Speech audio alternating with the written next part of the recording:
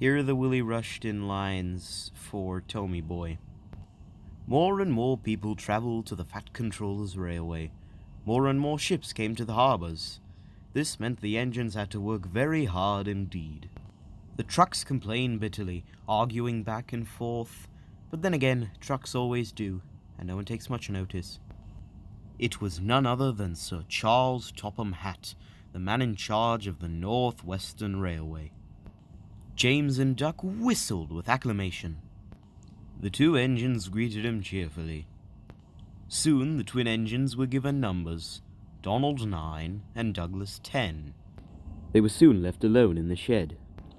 Soon the two new engines were assigned to work with Duck, shunting trucks and coaches in the shunting yard.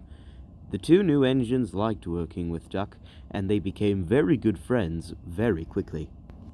What Gordon and Henry didn't know was that Donald and Douglas had been listening on their conversation the whole time, each twin on each side.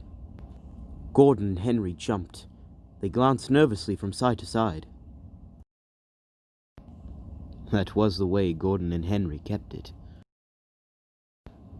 Every day, punctually at 3:30 p.m., Gordon steams into the station with the express called the Wild Nor'Wester.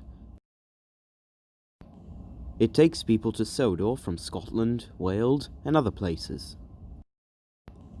There is also a special coach behind the express coaches, meant for people travelling onto Thomas's branch line.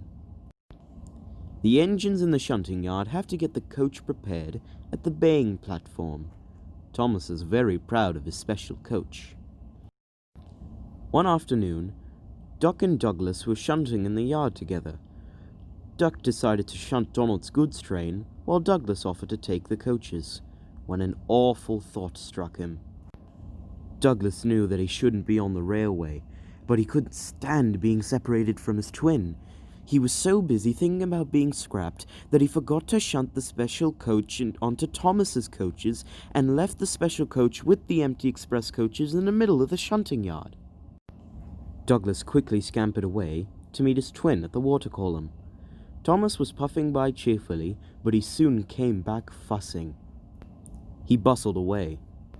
Soon enough, a mob of angry passengers erupted from the station siding. So Donald, with the number 10, scampered off with the goods train, leaving Douglas and his crew with innocent faces, watching as the Fat Controller sternly walked up to them. Douglas's crew showed the tender still uncoupled. He turned to the passengers.